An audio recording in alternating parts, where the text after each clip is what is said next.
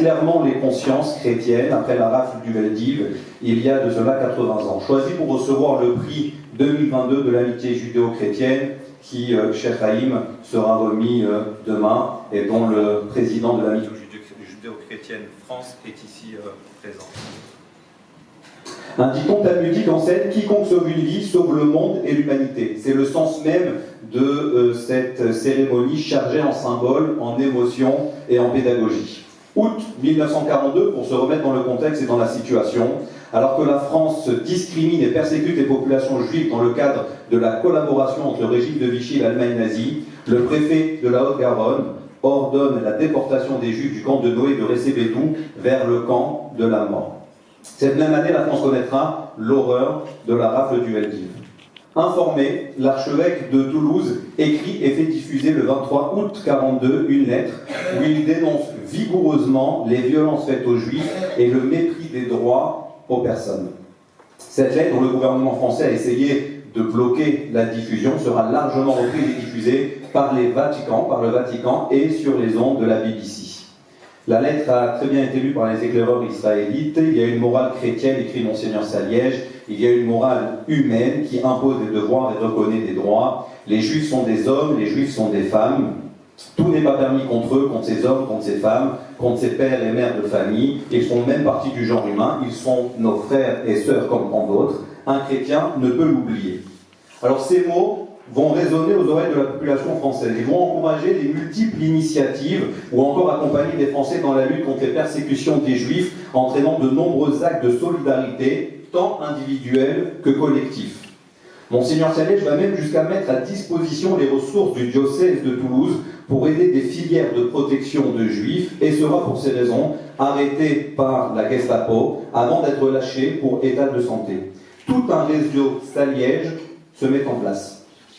Après la guerre, éminemment reconnu, il sera fait compagnon de la libération par Charles de Gaulle en 1945 et recevra le titre de cardinal en 1946 et celui de juste parmi les nations en 1969. Alors quand on évoque Monseigneur Saliège, on pense immédiatement à cette fameuse lettre donc, sur la personne humaine. Mais on n'est en réalité que la partie visible d'un iceberg, celui de l'action menée par l'Église en Haute-Garonne pour les victimes de la politique nazie, et en particulier les Juifs. C'est ce qu'on appelle le réseau Saliège dont je viens de parler. Et dès la publication de cette lettre, le diocèse donc se dote de plusieurs organismes pour venir en aide aux personnes arrêtées et placées dans des camps d'internement. Ces organismes reçoivent des aides financières, y compris de la part du Vatican. Alors ce courage qui anime Monseigneur Saliège, archevêque de Toulouse, qui a été pour beaucoup dans la prise de conscience des catholiques de France. Oui, cela a été rappelé, il était infirme, reclus dans son palais épiscopal, et il sait pourtant rendre concret dans son admirable lettre pastorale les souffrances injustifiables instaurées et endurées par ces êtres coupables du seul crime finalement d'être nés. Ce courage de voir et de comprendre avec les yeux du cœur. Il a transmis à la nation un message essentiel pour aujourd'hui et, comme cela a été rappelé, auquel nous devons nous inspirer pour demain. Le refus de l'indifférence, de l'aveuglement. L'affirmation, dans les faits, que les valeurs ne sont pas des principes désincarnés, mais qu'elles s'imposent quand une situation concrète se présente et que l'on sait que l'on doit ouvrir les yeux. Alors plus que jamais, nous devons écouter son message. Le message qui a été repris, comme ça a été rappelé par le Grand Lambin, par Monseigneur Théas de Montauban, les pasteurs Trocmé, Ronière désignés juste parmi les nations, aussi par la suite. C'est le combat perpétuel pour la tolérance et la fraternité et contre l'antisémitisme, les discriminations, le racisme et tous les racismes. Et c'est un combat qui est toujours d'actualité et auquel nous devons tous les jours recommencer et nous battre. Si l'antisémitisme s'est dégénéré dans les années 30 et 40, c'est faute d'avoir été condamné avec fermeté auparavant. C'est parce qu'il a été en quelque sorte toléré comme une opinion parmi d'autres. Face à l'extrémisme, il y a une attitude à adopter. C'est le refus, l'intransigeance. Et c'est ainsi, et c'est sans merci qu'il faut lutter contre le négationnisme, crime contre la vérité, perversion absolue de l'âme et de l'esprit, forme la plus ignoble, la plus abjecte de l'antisémitisme. Alors sans s'interroger, il a fait le choix du bien. Et il faut le rappeler, quel courage, quelle grandeur d'âme il lui a fallu. Tous, en effet, connaissaient les risques encourus. L'irruption brutale de la Gestapo, l'interrogatoire, allant même des fois jusqu'à la torture, et parfois même la déportation et la mort.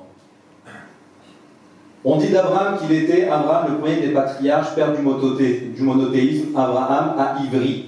Pourquoi cela est appelé l'hébreu?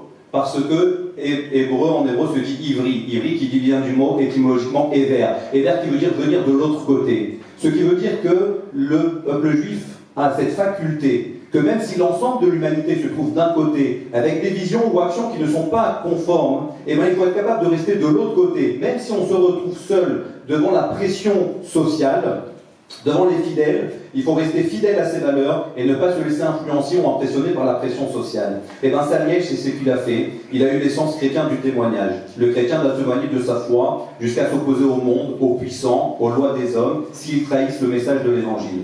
Ce faisant, il fait de la politique selon Vichy, et je termine, je conclus, mais de la morale chrétienne selon lui.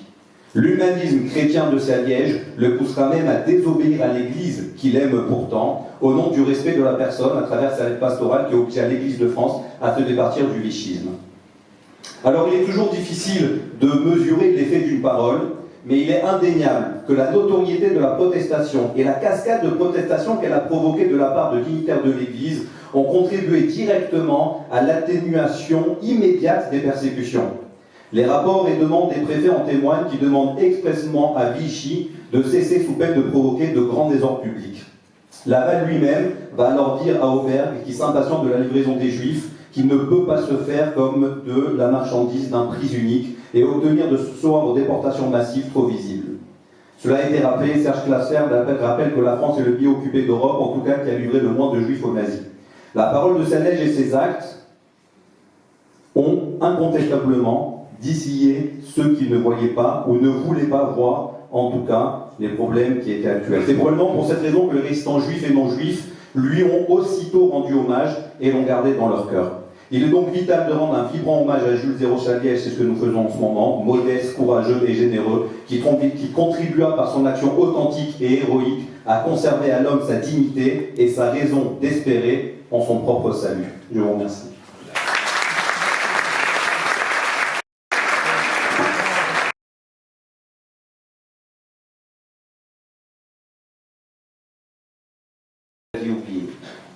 Je dis en revanche que ça paraissait comme être un acte qu'il a posé, que d'autres ont pu poser. Et moi, je maintiens que c'est un acte essentiel, parce que pour moi, qui est une lecture d'un livre, je me dis que l'acte de Monseigneur Saliège, c'est exactement celui que Moïse a pu faire. Quelle est la grandeur de Moïse? Pas tant d'avoir fait sortir les Hébreux d'Égypte, c'est d'avoir été capable d'entendre une voix qui lui disait de sortir de son confort. Son confort à tout point de vue. Il était tranquille d'ailleurs, Moïse. Berger de Yitro, il refuse la mission par 3 fois, il cherche tous les prétextes possibles et imaginables. Je parle mal, Monseigneur Saliège parle mal, il a du mal à articuler, je ne peux pas bouger, Aaron est plus apte que moi à faire le job, et Dieu lui dit, maintenant ça suffit, tu vas y aller. Et qu'est-ce qu'on voit? Vayetse Elcha. Moïse sort vers ses frères. Ce qui est grand chez Monseigneur Saliège, peut-être même au-delà de ce qu'il a fait, c'est d'où il vient. Je ne peux pas dire que ce soit le plus moderne des évêques de l'époque.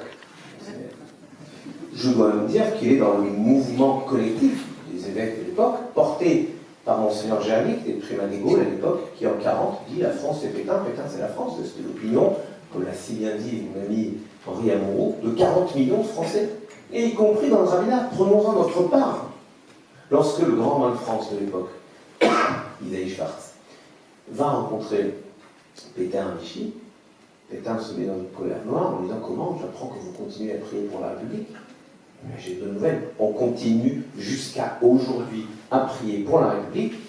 Et si vous permettez, Monseigneur, on le fera avec vous. Je demanderai à Monseigneur de Calimel de venir lire la prière pour la République avec moi. Monseigneur Beguenet aussi pourra venir. Monseigneur Calimel, c'est plus normal. Il est à Meknès. Et à Meknès, on connaît les prières juives, c'est sûr. J'ai jamais vu quelqu'un de Meknès qui ne sait pas lire les prières à la synagogue. Franchement, bon. Ah oui, bien sûr. Vous ne savez pas que votre archevêque est à Meknès, bon, qu'est-ce que vous faites? C'est grave. C'est la base. Eh oui, je vous le dis. À mon avis, il avait plutôt un papa qui était aviateur, parce qu'il y avait une base Même pas. Agriculteur, c'est très bien aussi. Donc on fait. Et Pétain engueule littéralement Isaïe Schwartz, comment j'apprends vous priez pour la République, je veux vous prier pour moi. Et Schwartz dit, mais on va prier pour Pétain. Et aucun rabbin ne l'a fait. Aucun rabbin ne l'a fait. Parce qu'il y avait une contradiction majeure entre les valeurs prônées par ce gouvernement qui refusait la place des justes et l'équité dans la société. Et c'est ça qui est grand. J'ai vécu la même stupéfaction quand je me suis pris d'affection, d'admiration, d'amour, et pas d'autres mots, pour le colonel Picquart, enfin, qui est devenu général par la suite. Picquart, on me dit, mais Picquart a été antisémite. J'ai fait une rue Picquart à Paris, je me suis battu pour qu'il y ait un livre sur lui. Picquart, oui, il portait l'antisémitisme ambiant de son époque. Et c'est encore plus grand. Il a été capable de sortir de son déterminisme. On parle de Gaulle. De Gaulle, il vient d'une famille maurassienne. Mais De Gaulle a un papa qui était dreyfusard. Dans son milieu, c'était un miracle. Et ce sont toujours ces personnes qui font basculer l'histoire. Ces personnes qui sont capables de sortir de leur milieu, qui est déterminé à penser ceci ou cela. Et ce en quoi le cardinal Saliège est extraordinaire, qui vient d'un milieu, son mode de pensée est tellement antérieur à Vatican II qu'on ne peut rien lui reprocher, et pourtant il estime que ce qui se passe ne peut pas se faire en son nom.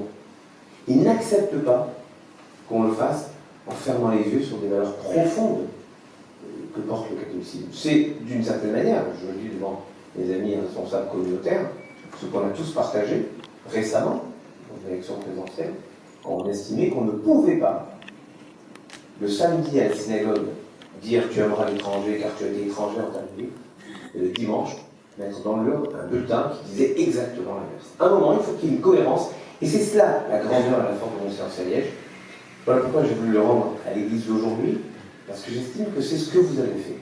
Vous l'avez fait avec la déclaration de Drancy, vous l'avez fait avec la déclaration de repentance, vous l'avez fait, et en particulier l'épiscopat français, vous l'avez fait dans une sorte de suite logique à tout ce qu'il a amené. Suite logique qui m'amène, et c'est le deuxième point que je voulais partager avec vous, qui m'amène à cette façon d'être capable seul de changer le monde. Lorsque Abraham négocie avec Dieu pour sauver Sodome et Gomorrhe, s'il y a 50 justes, tu ne détruiras pas la ville, s'il y a 45 justes, 40 justes, 30, 20, 10, le verset dit, Dieu s'en alla. Pourquoi? Les commentaires disent, parce que s'il était resté, Abraham aurait été jusqu'à un juste, et il y avait un juste. Il y avait Lot. Et donc Dieu n'aurait pas détruit Sodome et Gomorrhe.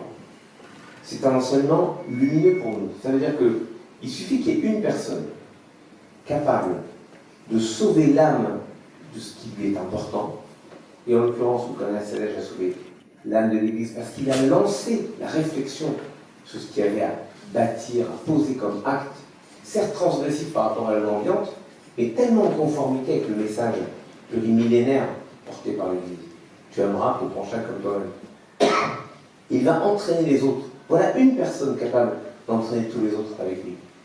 D'entraîner ensuite le pasteur Brugner, j'ai raison de le rappeler, le pasteur Brugner l'a fait au désert, lançant ainsi l'acte incroyable de tout un plateau, tout le plateau du Vivarais, avec le Chambon-sur-Lignon et tous les villages d'alentour, le pasteur Campoul évidemment, et puis tous les autres évêques qui ont suivi, vous étiez à Nice, Monseigneur Raymond à Nice, Monseigneur Théas évidemment à Montauban, Monseigneur Gerlier, qui avec le grand Macaplan à Lyon, ont fait des choses incroyables, puisque tout comme Monseigneur Théas qui a été arrêté et envoyé à Compiègne, l'un des pères qui travaillait avec Monseigneur Gerlier à Lyon a été enfermé pendant 3 semaines, des conditions très dures, il n'a absolument pas livré où étaient les juifs, les enfants juifs qui étaient cachés avec Monseigneur Gerlier et le grand Macaplan. Tout cela, c'est une façon de dire, aujourd'hui pour nous, quel est l'enseignement de Monseigneur Saliège? Même si on se sent seul, on doit agir, on doit être capable de se lever et de dire inédit. C'est un mot formidable dans le groupe qui dit me voici. J'aime ce concept qui consiste à dire, je n'ai pas à m'inquiéter d'être seul à dire quelque chose, mais il faut toujours qu'il y ait un premier qui se lève. Regardez la mer Rouge, et c'est la troisième chose que je voulais partager avec vous. Lorsque la mer Rouge s'étend devant les Hébreux, infranchissable, les Égyptiens arrivent derrière, sont dans l'impossibilité d'avancer. Moïse leur dit, Dieu va ouvrir la mer, allez-y, mais personne ne peut y aller. Évidemment. Qui va prendre le risque d'y aller le premier? C'est la grandeur d'un homme qui s'appelle Narshon, fils d'Aminadab. Regardez comment l'histoire a gardé son nom. Narshon, fils d'Aminadab. Cet homme, lui, a le courage d'avancer. Il y a un véhicule qui est mal garé. Il y a quelque chose qui se passe.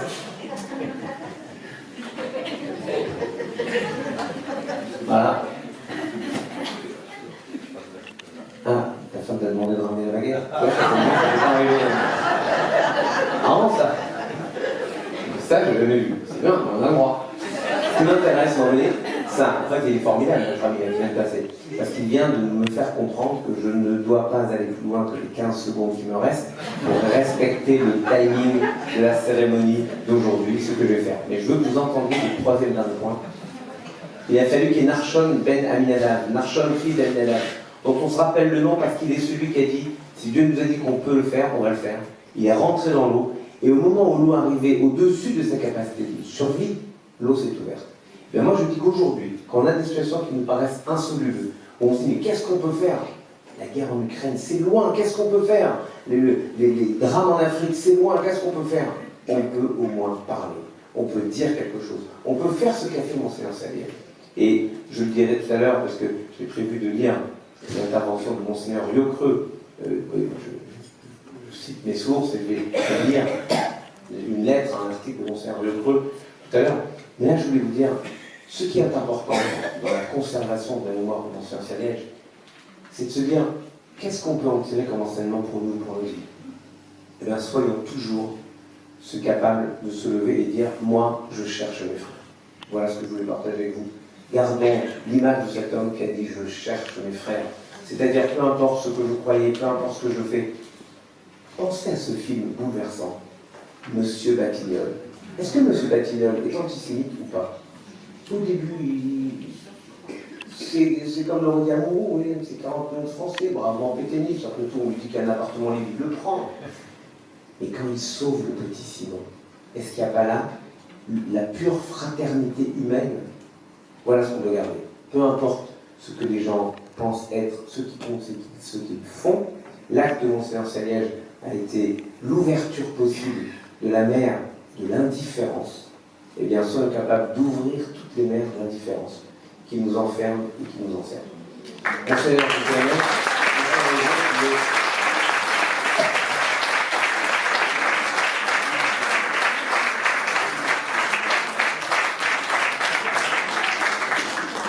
On va faire...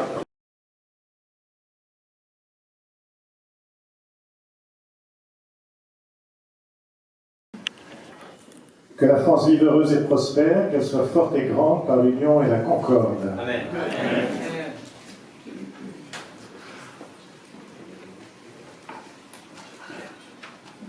Que les rayons de ta lumière éclairent ceux qui président aux destinées de l'État et font régner l'ordre et la justice. Amen. Amen. Amen.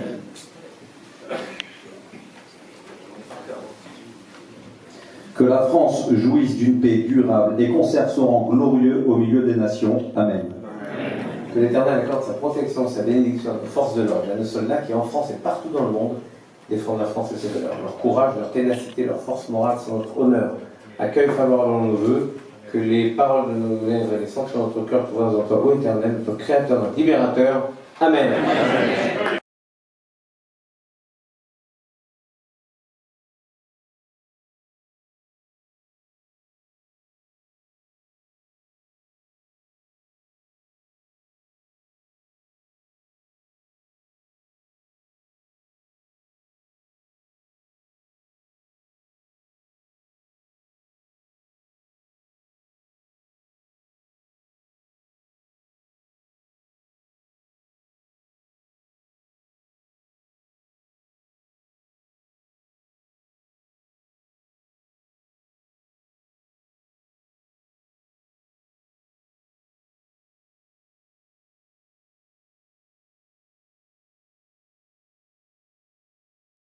Du département d'Haute-Garonne, Monsieur Boudinck, maire de Toulouse, Monsieur le grand rabbin de France, Aline Corsia, le frère Hyacinthe d'Estivelle, qui représente le cardinal Corr, préfet du Conseil pontifical pour la promotion de l'unité des chrétiens et des relations avec le judaïsme, M. French, directeur du mémorial de la Shoah, M.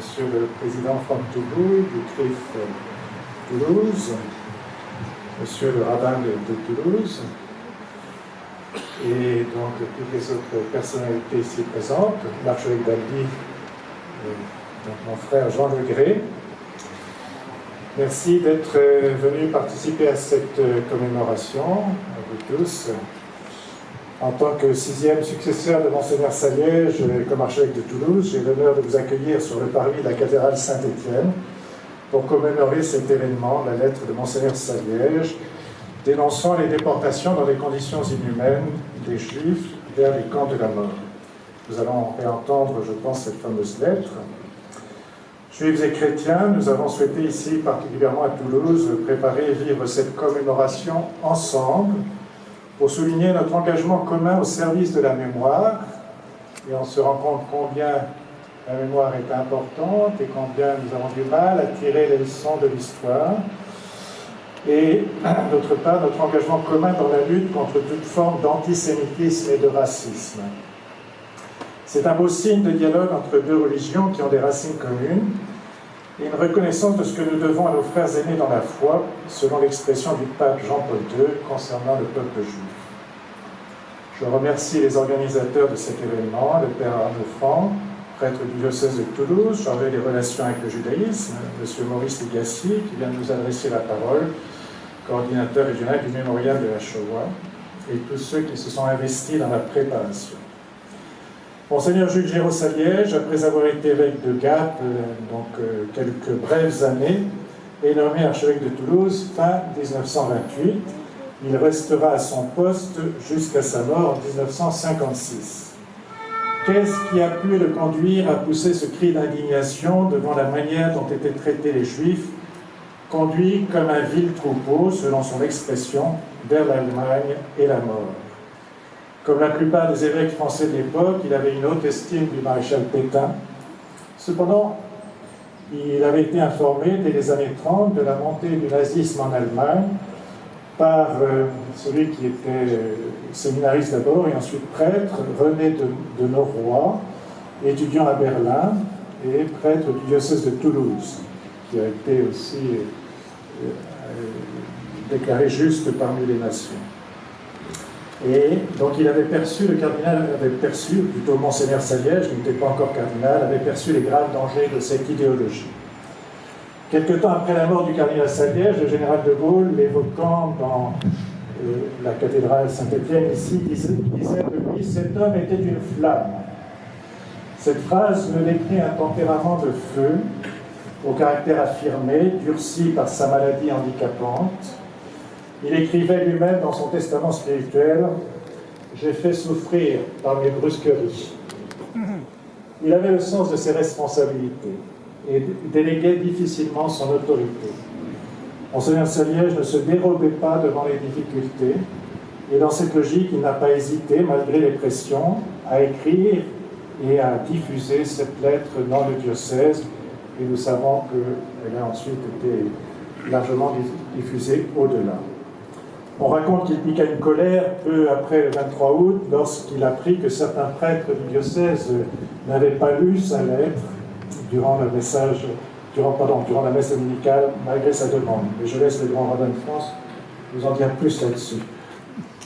Pour le 30e anniversaire de la mort du cardinal Saliège, le cardinal Lustiger avait été invité à présider une messe dans la cathédrale Saint-Étienne. Lui-même avait été à Toulouse durant l'année scolaire 1943-44, contraint de se cacher à cause des persécutions. Il était encore à l'époque à Aaron-Lustiger. Dans son homélie, 30 ans après la mort du cardinal, c'est-à-dire en 86, il cherchait à comprendre le secret du cardinal, ce qui l'avait conduit à cet acte de courage, cet acte prophétique. Il lui semblait l'avoir trouvé dans un texte écrit par le jeune Jules Géraud-Saliège le 22 décembre 1894, le soir de son sous-diaconat, qui était un ministère que le candidat au sacerdoce recevait avant le diaconat et l'ordination sacerdotale. Dans ce texte, Jules Géraud-Saliège médite au pied de la croix de Jésus et entre dans la nuit. Il écrit « Le sous-diaconat, tel que je l'ai désiré, tel que je l'ai voulu, c'est la communion au sacrifice de Jésus. Il s'établit à l'ombre de la croix et en fera sa devise épiscopale, sub umbra illius. C'est là qu'il découvre l'amour infini de Dieu. On perçoit dans ce texte qu'il a écrit donc jeune, une radicalité qui peut impressionner, qui peut-être aujourd'hui serait difficile à lire, mais qui fait comprendre que cet homme n'avait peur de rien. Il ne redoutait pas une parole audacieuse pour la défense de la dignité de la personne humaine, quelles que soient ses origines, sa culture, sa situation. Son courage a soutenu et entraîné le diocèse derrière lui. Le jeune Aaron Lustiger, caché à Toulouse, a été marqué par l'engagement des prêtres et des laïcs du diocèse de Toulouse dans la suite de la lettre de leur archevêque. Il disait dans son homélie pour le 30e anniversaire de la mort du cardinal, et je le cite, « Sans poser trop de questions, sans grand discours, des prêtres et des laïcs ont immédiatement mis en œuvre une fraternité chrétienne agissante, forte, courageuse, humble, véridique. Il m'est apparu à l'évidence que les chrétiens de cette Église répondaient par des actes aux paroles de votre cardinal, qui s'adresse aux chrétiens du diocèse. Je l'ai vérifié. Des hommes qui osaient dire la vérité avaient aussi le courage de la vivre fidèlement au risque de leur vie. Il faudrait citer parmi ces hommes et ces femmes courageux Monseigneur de Courrèges, à l'époque évêque auxiliaire de Monseigneur Saliège, devenu ensuite évêque de Montauban, Mademoiselle Thérèse Doty, Mademoiselle Louise Thèbes, que vous avez connue, Madame, la sœur Denise Bergon, l'abbé René de Noroy et son cousin, Monseigneur Bruno de Solage, recteur de l'Institut catholique, le jésuite Roger Braun, et tant d'autres, en lien avec les organisations juives. Puissions-nous garder la même vigilance et le même courage dans nos combats contemporains pour la dignité de toute personne humaine. Merci.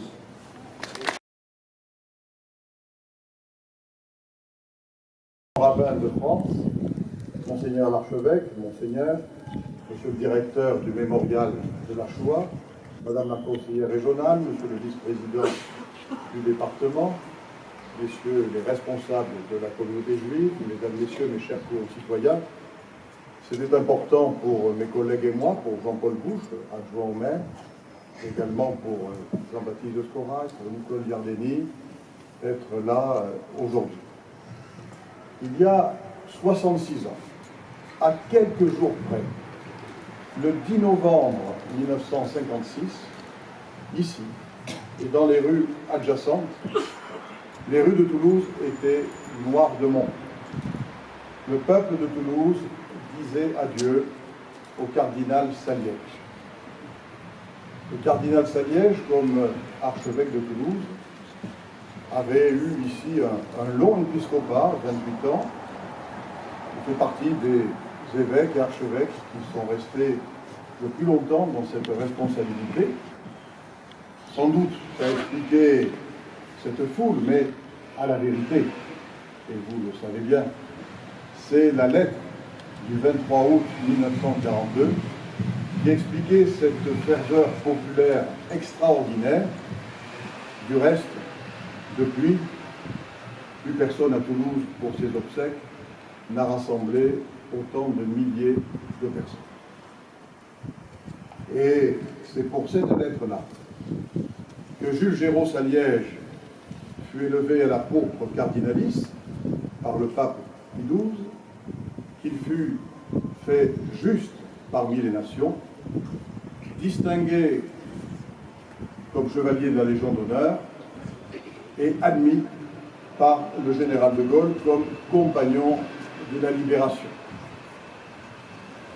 Tous ces titres, toutes ces marques de gratitude et de reconnaissance que peu de gens cumulent à la vérité, s'expliquent par le retentissement formidable, incroyable, qu'on a peine à imaginer aujourd'hui, qu'a eu la lettre pastorale de l'archevêque de Toulouse de l'époque. Son double handicap empêchait Monseigneur Saliège de communiquer comme il l'aurait voulu, mais il avait trouvé les moyens et il les a pleinement mobilisés pour faire passer ce message. Et cette lettre va opérer comme une fracture dans le mur de la passivité, le mur de l'indifférence, voire même de la complicité. Elle a agi véritablement comme un électrochoc. Elle a ouvert les consciences, et en particulier au sein de la communauté catholique française, qui, cela a été dit, avait reconnu certaines convergences avec les débuts du maréchal Pétain, mais véritablement attendait un signe pour que la lucidité prévale à la suite de ce qui s'était passé, c'est-à-dire l'instauration d'une complicité honteuse avec l'occupant nazi. Et Monseigneur Saliège a donc ouvert cette voie. Il a été suivi par quelques évêques. La moitié d'entre eux ont protesté par courrier adressé de manière privée au préfet. Mais ce qui est certain, c'est que à partir de là, il y a une dynamique qui se crée.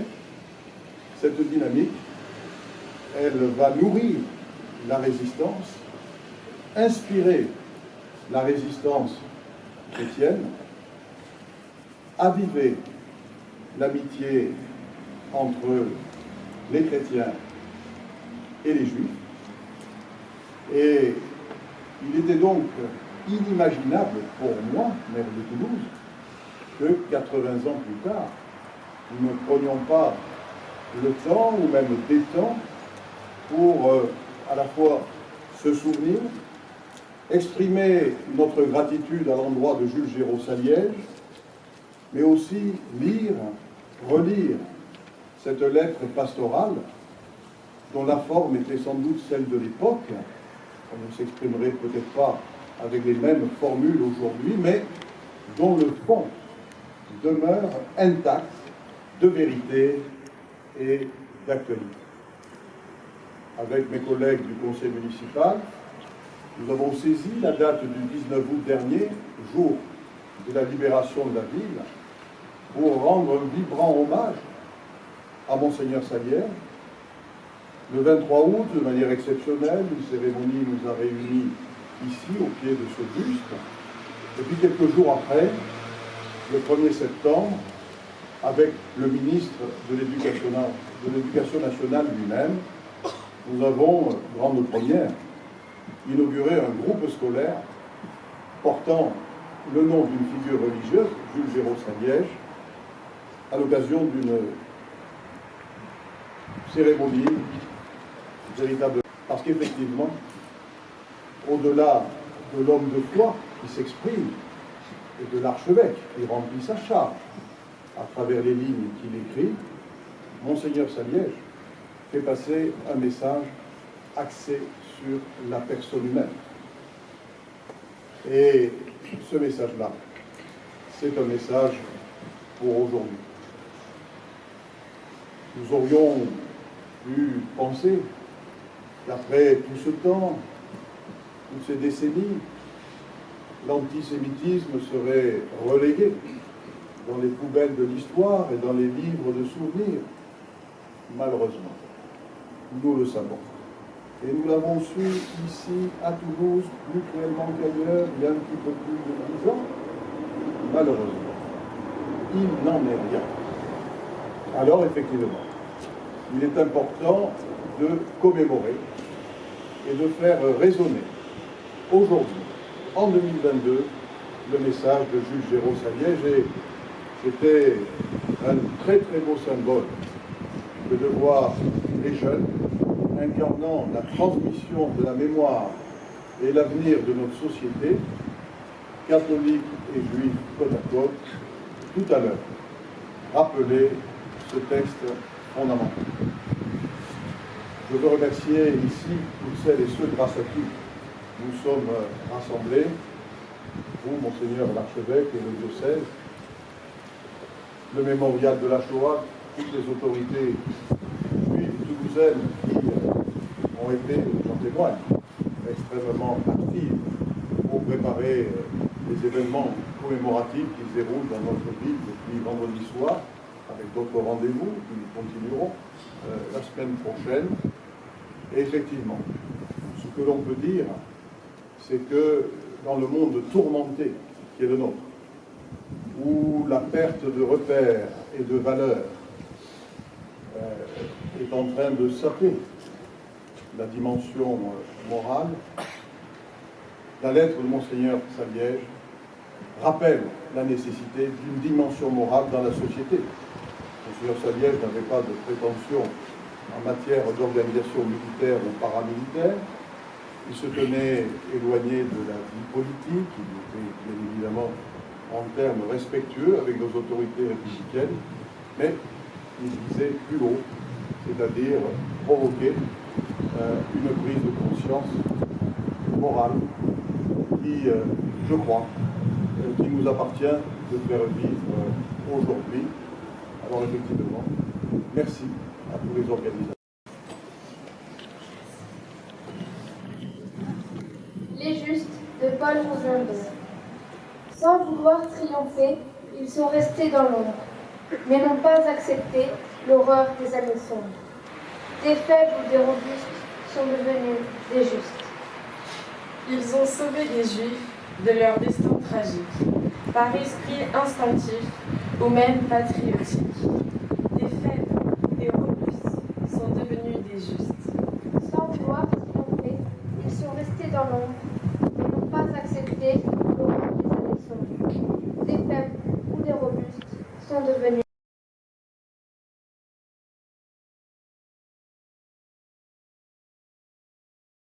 Après 60 heures, c'est passé l'air, et nous sommes restés là 5 jours et 5 nuits. Et alors, monsieur l'aumônier, monsieur Kirsch, aumônier, qui était au courant, donc, le matin, vers 5 heures du matin, ouvrait la trappe, et nous descendait du café et quelques tartines. Et donc, vous voyez, je suis tellement émue que... Annie,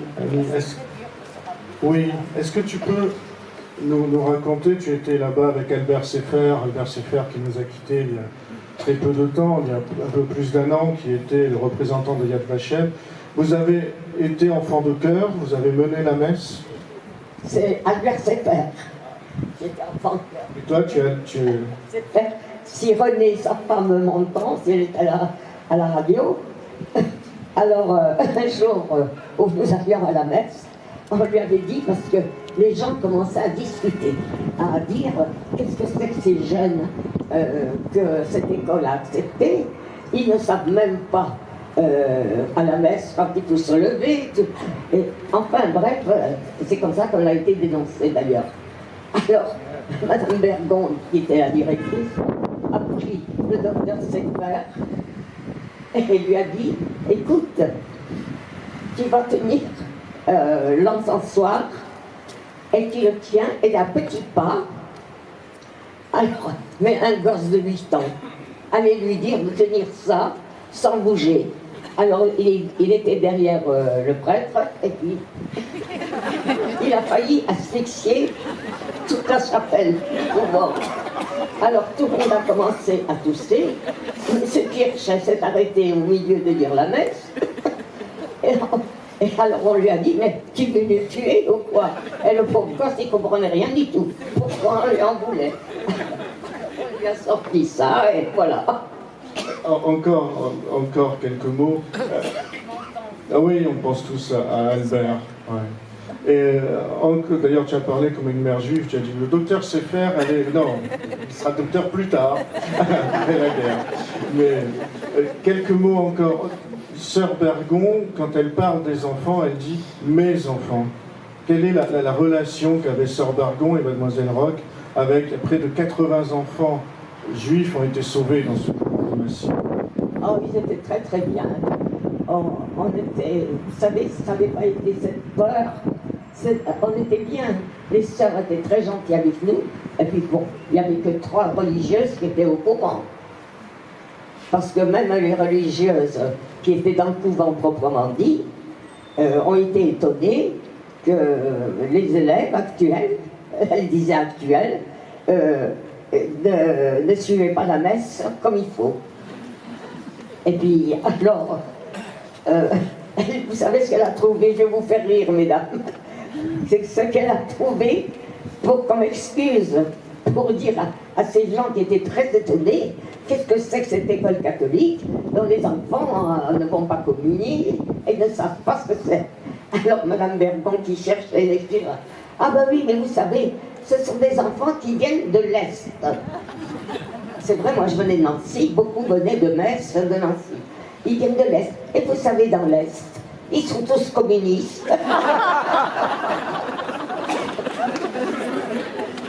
C'est l'excuse qu'elle a trouvée. Dans chaque malheur, il y a toujours un petit quelque chose qui est humoristique. Annie, une dernière question. Nous avons la chance d'avoir la KTO, la télé, nous avons la chance d'avoir des jeunes. Aujourd'hui, 80 ans après, quel serait ton message? La question est un peu vache. Mais... Moi, il y a une chose actuellement, ce que je pense. Ben, écoutez, il y a eu des moments, il y a quelques mois, où j'ai eu peur à nouveau. Parce que j'ai entendu des choses que nous avions entendues en 1942. Et actuellement, c'est très dur. Tu restes optimiste? Bon, j'ai confiance, mais j'ai peur quand même. Merci beaucoup, Annie. Chers amis, comme je n'ai pas l'outrecuidance de parler après le préfet, ce que j'ai découvert vraiment en regardant le programme, dans ce conflit, je vais faire acte de lâcheté profonde, non pas que je vous dispense un discours de plus, puisque vous allez prendre tous les discours, mais je vais lire un texte de Monseigneur Jean-Yves Riocreux, qui est le neveu de Monseigneur Brunon. Monseigneur Brunon était un sulpicien présent au séminaire de Toulouse en 1942, qui était lui-même ami du père René de Noroy, un célèbre résistant. Et je vais lire sa lettre. Cher Monsieur le Préfet, donc, vous qui êtes le garant de la laïcité, qui nous permet ici de faire cette cérémonie avec Monseigneur de Kérimel et tous les participants, quelle que soit leur religion, cher Monsieur le maire, qui a fait, je sais, de grands efforts pour venir participer à ce moment. Je crois que vous avez tordu votre agenda pour pouvoir participer à ce moment. Et comme j'ai pu le dire dans de nombreuses cérémonies organisées par le consistoire, et le CRIF tout au long des 3 jours que nous venons de vivre, tant à la grande synagogue de Toulouse qu'à la synagogue à la Prade, nous étions ensemble, Monseigneur. Monseigneur Jean-Baptiste Brunon, né en 1913 et mort en 1997, supérieur général de Saint-Sulpice, puis évêque de Tulle, a été témoin direct de la préparation, de la rédaction, de la diffusion de la lettre de Monseigneur Saliel, le dimanche, ce dimanche d'août 1942. Jeune directeur au séminaire de Toulouse, il est aussi acteur de cet événement historique. Dans les années avant-guerre, le père René de Noroy, né en 1906, mort en 2006, prêtre du diocèse de Toulouse, avait apporté à Monseigneur Saliel ce qu'il avait vu en Allemagne, où il avait étudié la philosophie. Au début de la guerre, René de Noroy a fait passer de nombreux juifs en Suisse, depuis Grenoble. En 1943, Monseigneur Saliel lui conseille de partir. Il a donc quitté Toulouse pour rejoindre Londres. Le 6 juin 1944, il participe au débarquement à Ouistreham comme aumônier du commando Kiefer. Compagnon de la libération, René de Noroy a été reconnu comme juge de nation comme Monseigneur Saliège. Le contexte de la lettre de Monseigneur Saliège est connu. Toulouse est encore en zone libre. Le 16 et 17 juillet 1942, la grande rafle des Juifs de Paris le transfert à Drancy, ensuite vers Auschwitz. Au même moment, des Juifs sont internés dans les camps en Haute-Garonne, à Noé et RSCBD. Monseigneur Saliège, personnalité de l'Église, est alors le pasteur respecté du diocèse de Toulouse. Il est né à Mauriac en 1870, formé à Saint-Sulpice, et était professeur du supérieur du séminaire de Saint-Flour. Il a participé à la Grande Guerre. Il est nommé évêque de Gap en 1923 et il devient archevêque de Toulouse en 1928. Quelques années plus tard, il est atteint d'une grave paralysie créant chez lui un handicap de la parole. Dès avant la guerre, il a pris position en faveur des Juifs. Ceci permet de comprendre sa prise de position en 1942. Elle est la principale intervention, concomitamment à celle exprimée par quelques évêques, notamment le cardinal Gerlier, archevêque de Lyon, répondant ainsi à la demande du grand rabbin Kaplan. Ainsi, la semaine du 17 au 22 août, lors de la première retraite des prêtres du diocèse de Toulouse réunis au séminaire, Monseigneur Saliège est interrogé par quelques prêtres au sujet des déportations. Ceci constitue comme un appel pour une parole d'église. L'hésitation de l'archevêque exprimée par une phrase « J'ai rien à parler ». De fait, l'archevêque de Lyon, Primat de Gaulle, avait fait parvenir une protestation dans la chapelle. La particularité de la région de Toulouse est soulignée. Cela a conduit Monseigneur Saliège de s'exprimer dans le contexte de cette région du sud-ouest de France. Monseigneur Saliège écrit lui-même la lettre dans la nuit et la dépose sur la table de la salle à manger du séminaire, devant quelques prêtres, dont le père Bruno, avec cette demande: tenez, corrigez. Conscient de son style lié à son handicap et d'abord il demande une relecture. Et pratiquement aucune correction ne fut apportée. Après cette rédaction, un bref échange prend place pour cette diffusion. Et après un moment d'hésitation, d'un geste, Monseigneur dit « Allez », en demandant d'ajouter « à lire » sans commentaire. Mon oncle, Jean-Baptiste Brunon, est chargé de renéotyper la lettre sur la Ronéo du séminaire. Les nombreux prêtres du diocèse terminant la retraite sont invités à lire la lettre dans leur paroisse et à la distribuer auprès des confrères des paroisses voisines. Soir du 27 août, un deuxième groupe de prêtres venait participer à la retraite spirituelle. L'archevêque, informé du refus de certains prêtres pour lire la lettre, explose de colère avec une phrase inattendue. Je la lis sous le contrôle de Monseigneur de Québec, qui m'a bien sûr courageusement laissé de la lire. Donc, je reprends la lettre de Monseigneur Vieux-Fort. Explose de colère avec une phrase inattendue. Il y en a qui ont fait dans leur culotte. J'avais demandé de lire la lettre et certains ne l'ont pas lu. Ce propos fut suivi d'une longue tirade contre le nazisme. La réaction à la lettre ne fut pas immédiate. Plusieurs mois plus tard, la Gestapo venait à l'archevêché interpeller l'archevêque. Celui-ci a dit simplement « ma douillette et mon chapeau », montrant qu'il était prêt au sacrifice du départ et du martyr. Les sœurs chargées du service de l'archevêque s'interposèrent en soulignant que c'était un vieillard handicapé. Ainsi, les autorités laissèrent l'archevêque. Dans le même temps, Monseigneur de Soulages, recteur de l'Institut catholique, résistant notoire comme son cousin de Noroy, fut arrêté et déporté pendant quelques mois en 1944. La lettre de Monseigneur Saliège fut suivie par celle de Monseigneur Pierre-Marie Théas, évêque de Montauban, lu dans les églises de son diocèse, et lui-même fut arrêté le 9 juin 1944. Monseigneur Théas a été emprisonné à Montauban, puis Toulouse, puis Compiègne, et libéré le 24 août 1944, où il a pu ensuite écrire le récit de ses 55 jours de captivité. Proche de Monseigneur Gerlier, Monseigneur Théas a joué un rôle important dans ces années 44-45, comme il a témoigné à la fin de sa vie. Il a en fait rencontré à 2 reprises le général de Gaulle à Paris, puis lors d'un long séjour à Rome, il a rencontré le pape Pie XII à 2 reprises, le 27 novembre et le 2 décembre 1944. Le pape l'a accueilli chaleureusement en lui disant « Quelle joie d'accueillir le premier évêque français depuis la libération ». Monseigneur Théas a pu évoquer l'attitude courageuse de l'archevêque de Toulouse et a ainsi demandé au Saint-Père un témoignage public de satisfaction pour Monseigneur Saliège. Lors du consistoire de février 1946, le pape nommera Monseigneur Saliège cardinal, qui le créera cardinal. En raison de son handicap et dans l'impossibilité de venir à Rome, la varette lui fut remise par le nouveau nonce, Monseigneur Roncalli, futur Jean XXIII, en 1958. Au moment du décès du cardinal Saliège en 1956, le diocèse et la France ont salué l'homme courageux et le pasteur de son peuple. Le père Bruno m'a rapporté toute la vie de France qui était là dans les rues pour saluer son archevêque, le grand cardinal Jules Géraud Saliège. Au-delà du témoignage de Monseigneur Rieutreux, je crois que cet homme, Monseigneur Saliège, a parfaitement incarné ce que disait Guillaume Apollinaire dans le Veilleur mélancolique. Jamais les crépuscules ne vaincront les aurores, étonnons-nous des soirs, mais vivons les matins.